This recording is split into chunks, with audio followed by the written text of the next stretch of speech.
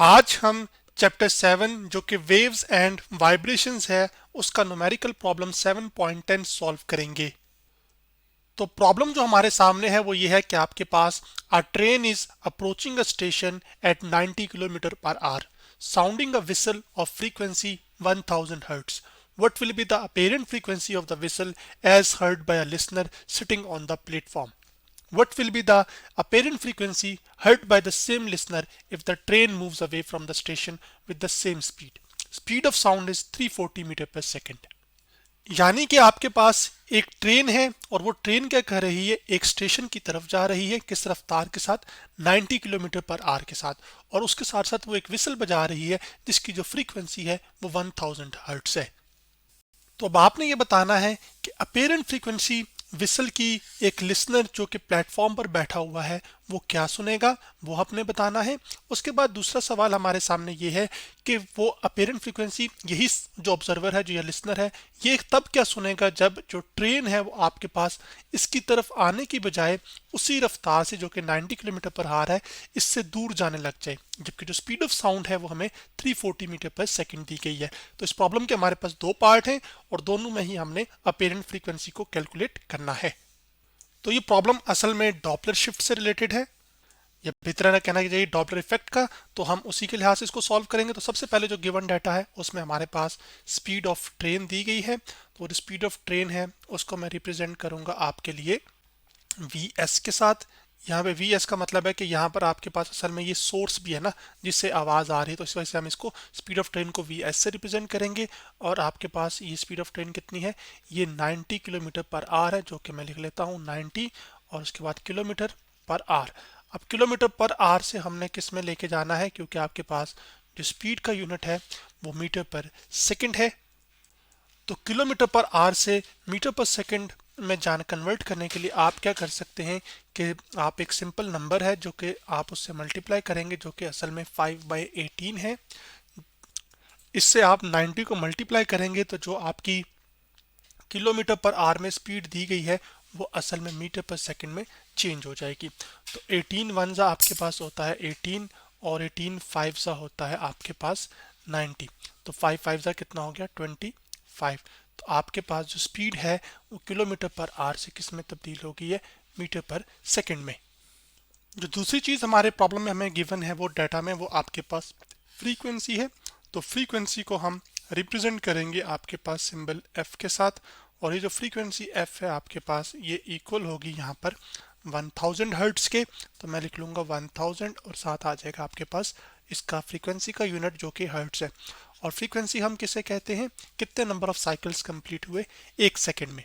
अब हमने एक और जो इन्फॉर्मेशन दी गई है वो ये है कि जो स्पीड ऑफ साउंड है वो आपके पास कितनी दी गई है, वो 340 मीटर पर सेकंड है। तो जो स्पीड ऑफ साउंड है उसको हम रिप्रेजेंट करेंगे सिंबल v के साथ, और वो आपके पास बराबर है 340 मीटर पर सेकंड, जो कि मैंने यहाँ पर लिख दिया है। अब हम आगे बढ़ते हैं।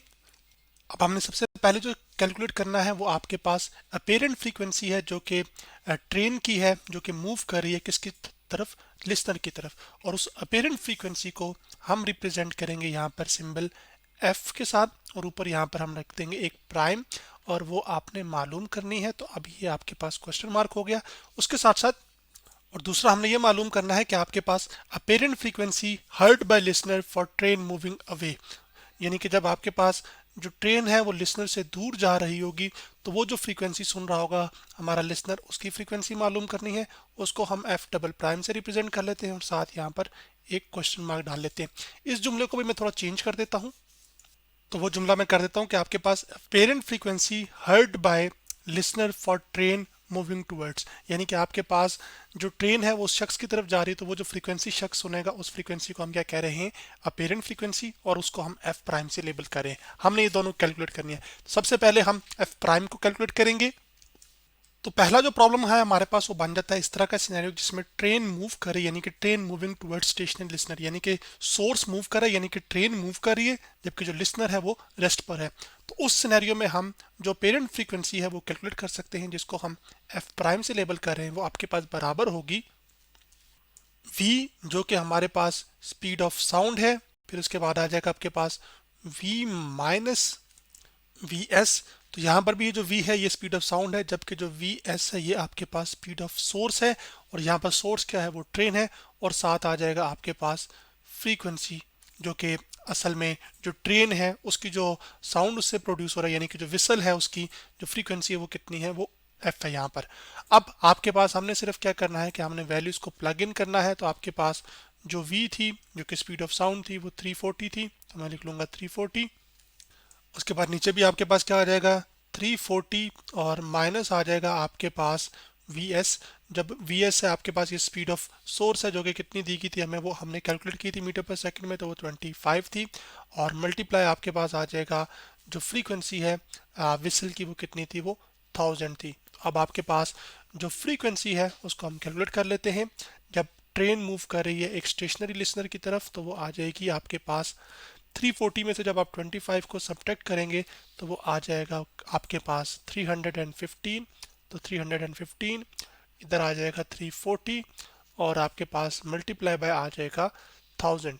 तो अब आपके पास यहाँ पर हम कैलकुलेटर का इस्तेमाल करके सिंप्लीफिकेशन कर सकते हैं। तो आपके पास 340 को मैं मल्टीप्लाई कर लेता हूँ 1000 के साथ, जो कि आप यहाँ पर देख सकते हैं। और उसका जवाब हमारे पास 3,40,000 आ गया, और उसको डिवाइड कर देंगे हम 315 से, तो हमारे पास फाइनल आंसर आ गया 1079.3। तो आपके पास जो फ्रीक्वेंसी वो शख्स सुनेगा जब वो रुका हुआ हो खुद और ट्रेन उसकी तरफ आ रही हो, तो आपके पास वो फ्रीक्वेंसी हमारे पास होगी 1079.3, और साथ क्या आ जाएगा, हर्ट्स। ये आपके पास हमारे पास अपेरेंट फ्रीक्वेंसी है, जिसको हम फ्रीक्वेंसी के अंदर जो चेंज आया होता है, जो कि एक ऑब्जर्वर परसीव करता है, यानी कि महसूस करता है जब रिलेटिव मोशन हो, जैसे कि लिसनर के लिहाज से ये ट्रेन के करिए ये मूव करते हुए उसकी तरफ आ रही है। तो जो फ्रीक्वेंसी है उसने वो कितनी सुन रहा होगा या कितनी परसीव कर रहा होगा, 1079.3 हर्ट्स, जो कि असल में जो एक्चुअल ट्रेन की जो विसल की फ्रीक्वेंसी थी उससे क्या है, वो ज़्यादा है। अब अगला जो केस है हमारे पास वो ये है कि हमारे पास train moving away from stationary listener, यानी कि आपके पास वो लिसनर अभी भी स्टेशनरी है, लेकिन ट्रेन उसी रफ्तार के साथ उससे क्या कर रही है, वो दूर जा रही है। तो उसकी जो फ्रीक्वेंसी है, पेरेंट फ्रीक्वेंसी, वो हम एफ डबल प्राइम से रिप्रेजेंट करेंगे, जो कि आपके पास इक्वल होगी, यहाँ पर मैं उसको लिख भी लेता हूँ। तो वो आ जाएगी आपके पास v, और उसके बाद आ जाएगा v प्लस वी एस।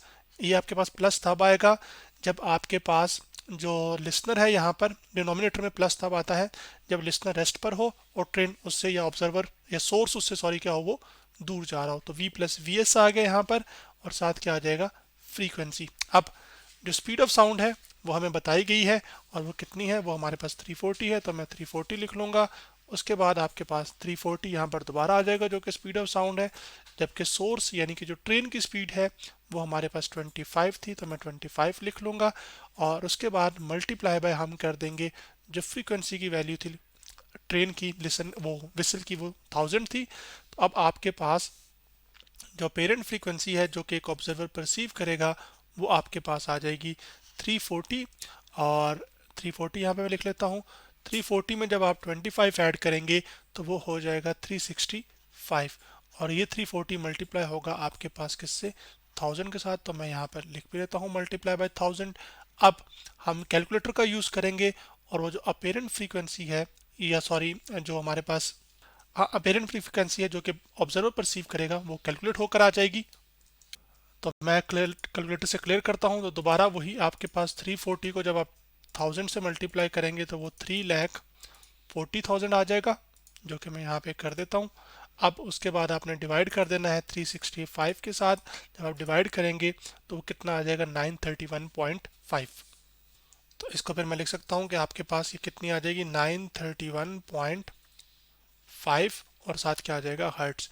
इसका मतलब है कि जब आपके पास एक स्टेशनरी लिसनर से ट्रेन या सोर्स कोई दूर जा रहा हो, तो उसकी जो फ्रीक्वेंसी है वो फिर आपके पास जो अपेरेंट फ्रीक्वेंसी वो सुनेगा, वो असल में कम होगी, जो असल में या जो एक्चुअल फ्रीक्वेंसी थी हमारे पास विसल की, जो कि 1000 थी सिनेरियो में, जबकि वो जो सुन रहा है अब वो कितनी है, वो 931.5 हर्ट्स है। तो आज हमने चैप्टर 7 जो कि वेव्स एंड वाइब्रेशंस है उसका न्यूमेरिकल प्रॉब्लम 7.10 सॉल्व किया।